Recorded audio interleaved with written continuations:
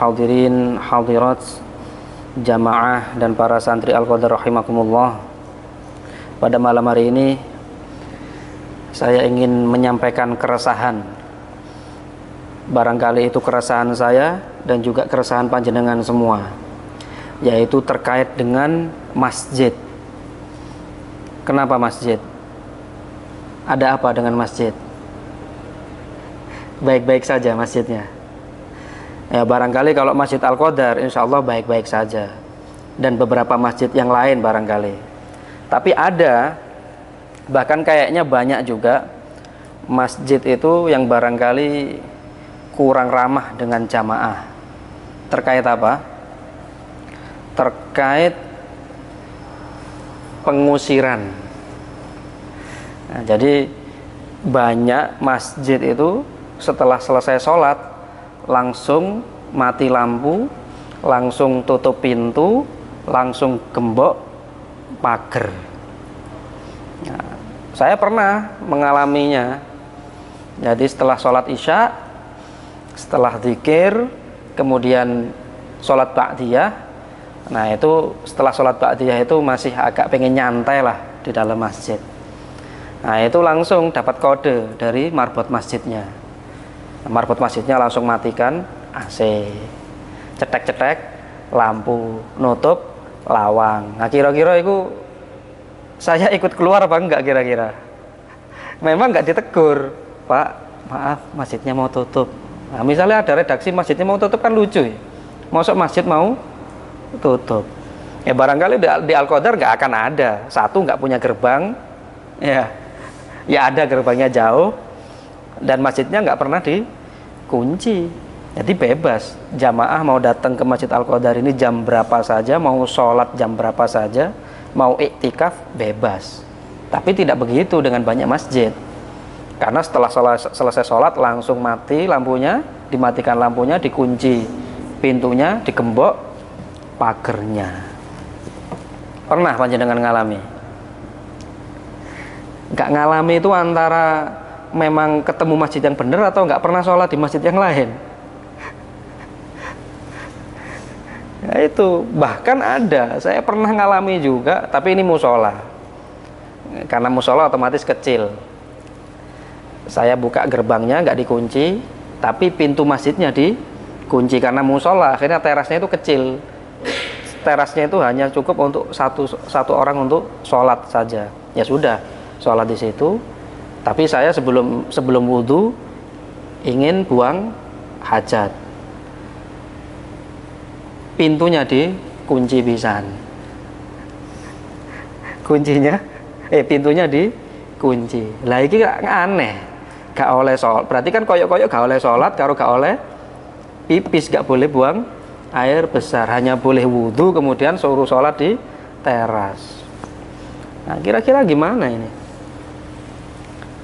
Apa nggak takut para pengurus takmir itu, pengurus musola atau marbot itu, di surat Al-Baqarah ayat 114 yang berbunyi waman azlamu mimman mana'a masajidallahi ayyudhkara fi hasmuhu wa sa'a fi kharabiha.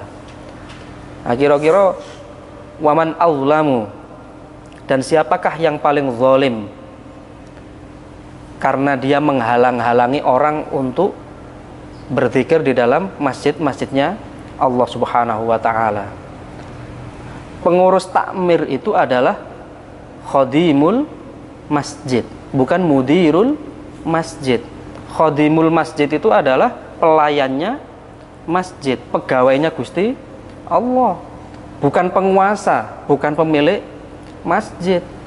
Maka hendaknya para pengurus masjid, pengurus musola, ketua takmir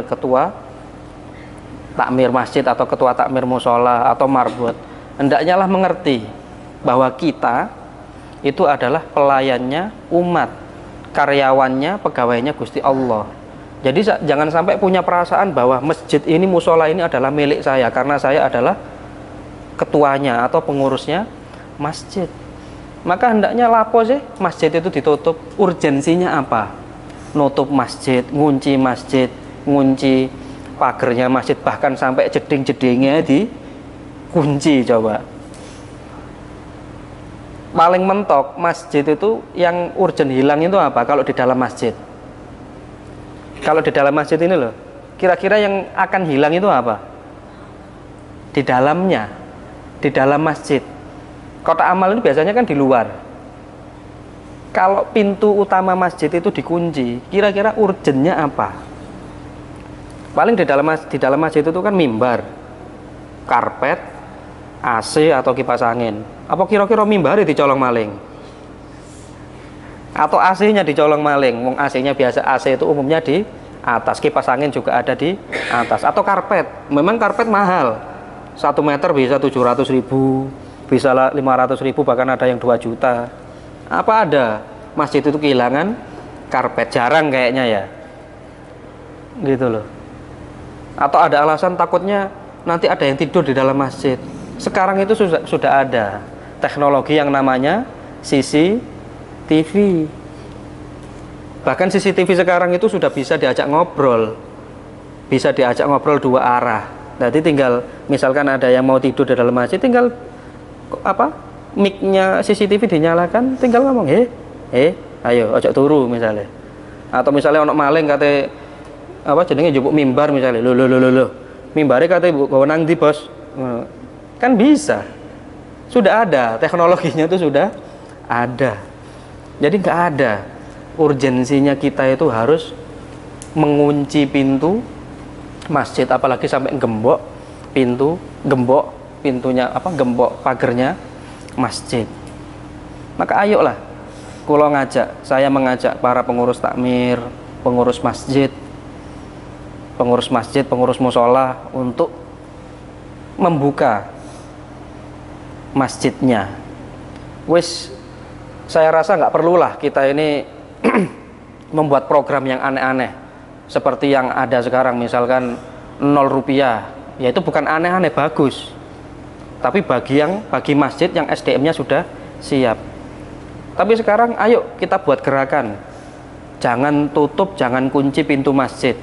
Jangan tutup, jangan gembok pagar masjid. Sudah, biarkan terbuka. Ya minimal misalnya pagar dibuka sedikit supaya orang musafir itu tahu, oh masjid ini tidak dikunci. Apalagi yang paling urgent musafir. Misalkan kita pergi kemana, mau sholat, mau istirahat sebentar, nyari masjid susah sekarang. Yang paling enak nyari masjid itu di rest area tol. Itu semua masjid di rest area itu bagus-bagus, megah-megah, lampunya nggak ada yang mati, bersih-bersih. Jadi kita nyaman, kapan saja masuk di masjid itu kita nyaman. Tapi kalau di masjid yang non-tol, Masya Allah, pagernya itu rata-rata ditutup, pintunya dikunci, jadi kita susah. Ya bagaimanapun sholat itu lebih afdol di dalam masjid, bukan di teras masjid. Ngoten nggih? Bahwa pengurus masjid itu, pengurus takmir itu ganjarannya gede. Innama ya'muru masajidallahi man amana billahi wal yaumil akhir wa aqamas shalah wa ataz zakah walam yakhsha illallah. Surat apa? Surat At-Taubah ayat 18. Bahwa orang-orang yang memakmurkan masjid itu hanya orang yang beriman. Lek gak beriman, gak mungkin dia itu memakmurkan masjid. Yang susah itu memakmurkan masjid. Masalahnya kalau generasi kolonial, generasi tua itu semangatnya adalah semangat membangun masjid bermegah-megah. Bahkan termasuk Masjid Al-Qadar sudah megah. Bahkan ada masjid yang viral itu Al-Jabbar di Jawa Barat, itu habis berapa 1 triliun apa itu. Ya nggak apa-apa, meskipun itu kontroversi kan barangkali karena menggunakan dana APBD misalkan. Tapi yang paling urgent adalah memakmurkan, mengisi kegiatan di masjid. Lah kalau masjidnya setelah sholat habis itu dikunci, ditutup, gimana masjidnya mau makmur? Banyak kok generasi milenial itu yang ingin memakmurkan masjid dengan kegiatan-kegiatan. Tapi barangkali antara kolonial dengan milenial ini komunikasinya tidak nyambung. Maka hendaknya pengurus takmir yang sudah sepuh-sepuh bisa membuka komunikasi dengan generasi milenial untuk ngisi program-program di masjid, para remas-remas itu. Karena sekarang ini banyak pengurus masjid itu yang waktunya sisa-sisa, karena apa? Barangkali sudah pensiun kerja, sudah gak tahu ngapain, wis tak ngurus masjid. Jadi tenaganya, pikirannya, waktunya itu tenaga pikiran sisa, bukan tenaga pikiran yang fresh, bukan full time, tapi sisa-sisa. Makanya karena sisa-sisa itu ngerumangsani sisa-sisa, kudu komunikasi dengan generasi milenial, supaya generasi milenial bisa memakmurkan masjid dengan kegiatan-kegiatan. Karena masjid itu bukan hanya untuk sholat, tapi juga ngaji, pelatihan-pelatihan, entrepreneur atau apa, banyak sekali kegiatan di masjid yang bisa kita fungsikan. Maka jangan sampailah kita ini zalim terhadap saudara-saudara umat muslim kita dengan mengunci masjid, dengan mematikan lampu setelah sholat, seolah-olah masjid ini fungsinya hanya untuk sholat saja. Banyak program yang bisa kita kerjakan. Maka ayo, sudah tidak perlu pakai program yang aneh-aneh, cukup jangan kunci masjidnya, jangan gembok pagernya. Masjid itu bisa rame kalau pas ada acara PHBI, pas Maulid Nabi, pas Isra Mi'raj, pas Muharraman. Wah, itu kalau sudah bikin acara yang datang ratusan, yang datang ribuan, apalagi menghadirkan penceramah yang terkenal misalkan. Tapi ya tetap besok pagi gak ono sing budal wong atusan ewonan itu. Padahal malamnya itu yang datang ratusan ribuan, tapi besok subuh ya panggah tetap yang datang, yang sholat subuh itu ya tetap jamaah inti yang seperti biasa. Yang biasanya satu soft misalkan, ya besok ya tetap satu soft. Yang ratusan, yang ribuan orang itu kemana semua? Nggak ada. Makanya sebetulnya mudah saja kalau bikin acara pengajian yang akbar seperti itu. Yang susah adalah membuat kegiatan rutin setiap harinya, bahwa masjid ini, kita pastikan bahwa masjid ini lampunya jarang mati karena adanya jamaah, pintunya jarang tertutup karena apa? Selalu ada jamaah yang sholat 24 jam yang mengisi. Nah, ini yang menjadi PR kita semua, para pengurus masjid, para pengurus musola. Moga-moga apa yang kita sampaikan ini diperhatikan, dan ayo kita buka masjid kita 24 jam non-stop. Jangan sampai kita kunci masjidnya sehingga kita berbuat zalim terhadap saudara kita sesama muslim.